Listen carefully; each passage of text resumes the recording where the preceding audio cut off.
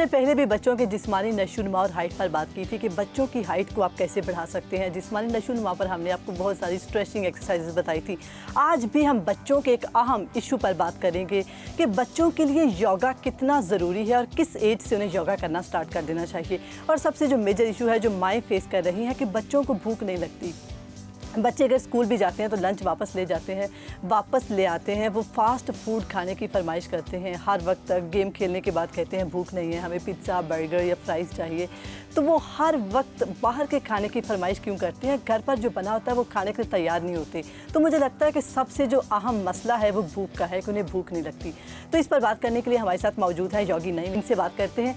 जी अस्सलाम वालेकुम सर। वालेकुम सलाम। सर सबसे पहले आज हमें बताइएगा कि जो बच्चों के लिए योगा कितना ज़रूरी है, किस एज से स्टार्ट करना चाहिए, और फिर हम उस पर भूख से बात करेंगे कि बच्चों को भूख क्यों नहीं लगती। देखें बहन, योगा जो है वो सबसे जो अहम बात ये करता है कि जब आपको समझ आना शुरू हो जाए बच्चे को तो उसको योगा शुरू कर देना चाहिए। योगा बेसिकली आपके इंटरनल हेल्थ को बेहतर करता है और बहुत सारी चीज़ें जो एक्सटर्नल मसल्स को भी बेहतर करता है। मुख्तलिफ बच्चों का एक अलग से योगा है। बच्चों को योगा कराने के लिए जो है वो उनको जैसे योगा में हम पोजेस करते हैं, वो पोजेस जो हैं उनके नाम भी मुख्तलिफ दूसरे जानवरों के नाम से मतलब बच्चों की एक्सरसाइज बिल्कुल मुख्तलिफ है। और बच्चों को अंदर शौक पैदा करने के लिए उनके नाम भी ऐसे हैं, जैसे कि आप स्नेक बनेंगे, आप कैमल बनेंगे, आप ट्री बनेंगे, इस तरह मुख्तलिफ पोजेज, आप पिजन बनेंगे। तो इस तरह के नामों से बच्चों को इंस्पायर किया जाता है। जैसे कि बच्चों को शौक होता है मुख्तलिफ एक्टिविटी करने का जिसमें दूसरों की नकल उतारी जाए। एग्जैक्टली, बच्चों में बहुत पाया जाता है। तो ये नकल उतारने के हवाले से जैसे हम बच्चों को अक्सर कहते हैं आप ट्री पोज करें, आप ट्री बने, आप जो है वो भी आप लाइन बने, ठीक है, लाइन पोज करें, आप कैट बन जाएं, कैट स्ट्रेच। तो आप हमें थोड़े से पोजेस बताइएगा। बच्चे घर पर बैठे हैं, आजकल छुट्टियां भी चल रही हैं, तो वो कौन से पोजेस कर सकते हैं, क्या पोस्चर्स हैं उनके? एक तो बच्चों का जो मूड अच्छा रखने के लिए भी बहुत अच्छा पोज है, मैं उसको करूँगा ज़रूर कि कैट पोजिशन जो है वो बच्चों को कराई जाए। और कैट एंड जो है वो cow, cat and cow. Okay, cat and cow. दो पोज इसमें मिक्स होते हैं। उसमें आप ऐसे बच्चों को बोलें जी आप कैट पोजीशन में आ जाइए। ठीक है। कैट पोजीशन इस तरह बना के अब करना ये है कि इनहेल, कमर को अंदर दबाएंगे। ओके। एक्सेल। ज़बरदस्त। जैसे कि आप देख रहे हैं कि हम बच्चों के लिए स्पेशल एक्सरसाइजेस करवाई जा रही हैं। अगर आपके जहन में कोई सवाल है तो आप लाज़मी हमें कमेंट सेक्शन में बताइए। इनहेल करते हुए बच्चों को ऐसे बोलें, ऊपर देखें कमर। कैट एंड काऊ इस पोस्टर का नाम है। ये काऊ पोज है एंड ये कैट पोज है। ओके। आपने अक्सर देखा होगा बिल्ली ऐसे कमर को ऊपर उठाती है। एग्जैक्टली, बिल्कुल नीचे वाले हिस्से को। ठीक है। और जो काऊ है इसका चेहरा ऊपर को उठा है। ओके। गर्दन ऊपर को उठी होती है। तो ये योगा ने कैट एंड काऊ पोज। ठीक है। तो बच्चों को ये एक तो वो एक उन्हें शौक भी होगा कि कैट बने और फिर काऊ बने। कैट एंड काऊ। और फिर इसी तरह जो है वो अगर लाइन पोज किया जाए तो उसके लिए जो है वो वैसे तो ये है कि आप योगा की पोजीशन में हो तो ज़्यादा अच्छा होता है। बच्चों को अगर इस तरह एक टास्क दिया जाए कि अपनी लेग्स को क्रॉस करें। ओके, हाँ ये है योगा पोजीशन। हाँ, क्रॉस करके तो फिर आप जो है वो इस पोजीशन में आइए और इस तरह धारना है जैसे आप शेर को धारते हुए देखते हैं, जुबान को बाहर निकाल के। अच्छा, ये तो बहुत मुश्किल है। लेकिन मुझे लगता है ये बच्चों के लिए बहुत ज़रूरी है और बच्चे मुझे लगता है लाजमी जो देखने वाले बच्चे हैं वो इसको ज़रूर करेंगे। मैं एक दफ़ा सामने से भी करता हूँ ताकि बच्चे भी देख सकें। और ये करने का एक बड़ा आसान तरीका ये है कि आप सामने की तरफ देखते हुए, ठीक है, अपनी पूरी जुबान को बाहर निकालेंगे। जबरदस्त। इस पोज का नाम है लाइन पोज। जबरदस्त। मुझे लगता है कि बहुत जबरदस्त है। अभी जो है वो हम पिजन पोज करते हैं। ठीक है। पिजन पोज के लिए जो है बच्चों को हम पहले बेसिक पे लेके आएंगे कि आप अपनी लेग को फोल्ड कर लें, एक लेग को पीछे ले जाएं। ठीक है। और इस पोजीशन में अपने आप को लेके आइए ट्विस्ट करते हुए। ठीक है। और ये लेग को ऊपर उठाने की कोशिश करें, नी जॉइंट को ऊपर उठाइए, पीछे जो लेग है इस नी जॉइंट को ऊपर उठाइए। ठीक है। फिर वापस।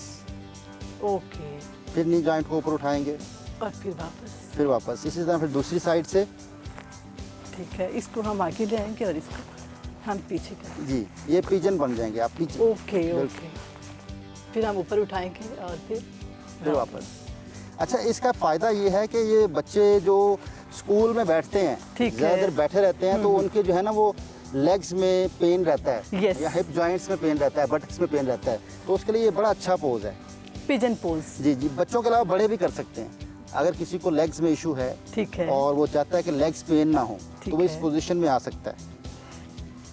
अच्छा, ये बच्चों को दिन में कितनी बार करनी चाहिए ये पोजेस? बच्चों को जब ठीक है। इजी टाइम हो, बच्चे फ्री हों और खेलना चाहते हों, तो फिजिकल एक्टिविटी करनी चाहिए। और ये बेहतरीन स्ट्रेचेज हैं, अगर आप ये करते हैं, बच्चों को करवाते हैं, तो बच्चों के अंदर जो है कि आपके अंदर पॉजिटिव चेंज नज़र आएगी, ठीक है, एक हैप्पीनेस नज़र आएगी। बच्चे जो हैं वो तनाव का शिकार हैं। ठीक आजकल है। मैंने देखा है कि बच्चे, छोटे बच्चे जो हैं, उनके हाथ पाँव को टच नहीं होते। वो हर वक्त अपने फोन्स में इतना मगन है कि मुझे लगता है कि वो ये फिजिकल एक्टिविटीज तो वो नहीं कर ये पाते। तनाव जो होता है ना, जो फिजिकली तनाव होता है, ये मेंटली तनाव होता है। ठीक है। जब बच्चे को दिमागी तौर पर प्रेशर होगा और मुख्तलिफ चीज़ों में उसको फेस करना पड़ेगा तनाव, तो वो फिर उसकी बॉडी पे आता है। जब बॉडी पे तनाव आता है तो फिर उसके मुख्तलिफ और चेंजेस आती हैं बॉडी के अंदर, चिड़चिड़ापन आ जाता है उसके अंदर। आम इंसान जैसे बड़ा इंसान जो है, अगर इसके जिस्म में खिंचाव हो तो वो कभी भी फ्रेश नहीं होता। तो ऐसे ही बच्चों का भी अगर उन्हें तनाव है तो अनईजी वो होता है। तो बच्चों का ज़हनी तनाव जो है उसको कम करने के लिए हमें पेरेंट्स को जो है वो एक किरदार अदा करना होगा। एग्जैक्टली माएँ ज़्यादातर घर पर रहती हैं, मुझे लगता है बच्चे भी आजकल घर पर हैं, तो उन्हें ये पोजेस लाजमी करवाने चाहिए, लाजमी। सोने से पहले करवा लिए जाएं। बिल्कुल। तो ये कितने अच्छे नाम है, पिजन है, कैट एंड काउ था, लायन था, और फिर ये ज़बरदस्त पोजेस है। सबसे पहले अच्छा आप मुझे ये बताइएगा कि बच्चों को भूख नहीं लगती, कोई ऐसी एक्सरसाइज, कोई ऐसे योगा पोस्चर्स जिससे बच्चों को भूख लगे और घर पर अगर फॉर एग्जाम्पल टींडे भी बने हो तो वो खाने के लिए तैयार हो जाए? देखें जी, एक पोज है, अगर बच्चों को वो करवाया जाए तो उसका नाम है मंडोक आसन। ठीक है, मेंढक का पोज। ओके बच्चों को बोलेंगे कि आप मेंढक का पोज करेंगे, जिसे मैं नाम इसलिए बता रहा हूँ ओके कि ओके, बच्चे, या बच्चे इट्स वेरी इंटरेस्टिंग जी, जी। कि नाम से वो शायद कुछ कर पाए, जी, जी, वैसे इस ना तरह करें। बैठ जाएंगे। ठीक है। और ये बड़ों के लिए भी है, ओके। अगर गैसेस का इशू है हाँ, और मुझे भी वैसे भूख पेट नहीं में लगती। भूख लगती तो ऐसे अंगूठे को पकड़ लें ठीक है। और नाफ के साइडों पे रख लें, अंगूठे वाली साइड, ये अंगूठे वाली साइड जो ओके, है ओके, नाफ ओके। की साइडों पे रख लें, और सांस निकालते हुए छोटी उंगली थाई के साथ टच हो जाएगी, ऊपर देखना है, कमर सीधी, यहाँ रुकेंगे, सांस निकला हुआ है।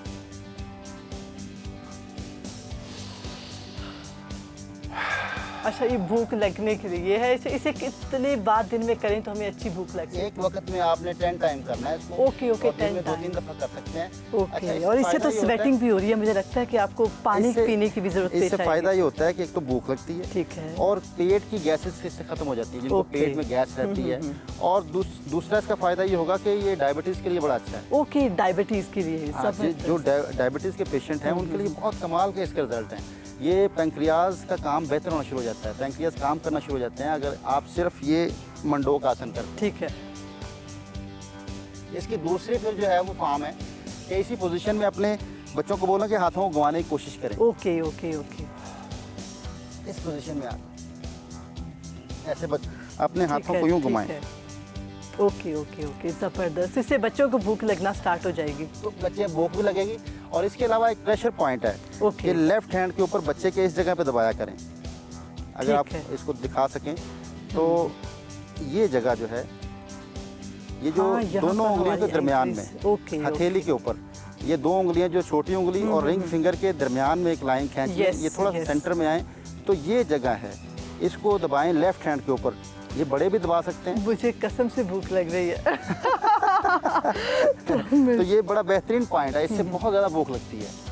ये आपका अगर भरा भरा सा फील होता ठीक है है। आपको कि मेरा दिल नहीं चाह रहा खाना हाँ, खाने हाँ, को, हाँ। और और आपको वो लगता है बंदा बहाने करता है कि मुझे घर का खाना बड़े कुछ बाहर का मिल जाए, फ्राइज मिल जाए, बर्गर मिल जाए। तो आपको बाहर ये के खाने में फरमाइश- होता ये है कि वो एसिड है। ठीक है। जो खुश्क खाने हैं ना, याद रखिएगा, एसिड है, अल्कलाइन और एसिड में फ़र्क क्या है कि आपकी बॉडी में 80% अल्कलाइन होना चाहिए, ठीक है। और 20% जो है वो आपका जो है वो एसिड होना चाहिए। ओके।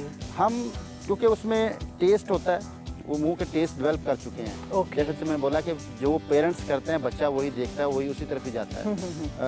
बच्चा जो होता है वो रिकॉर्डिंग शुरू हो जाती है। जब बच्चा पैदा होता है ना उसकी रिकॉर्डिंग शुरू हो जाती है। जब उसने जो देखना है वही उसका करना है। ज़्यादा उसका जो है वो कॉपी मास्टर होता है बच्चा। आप समझाने से बच्चे नहीं समझते।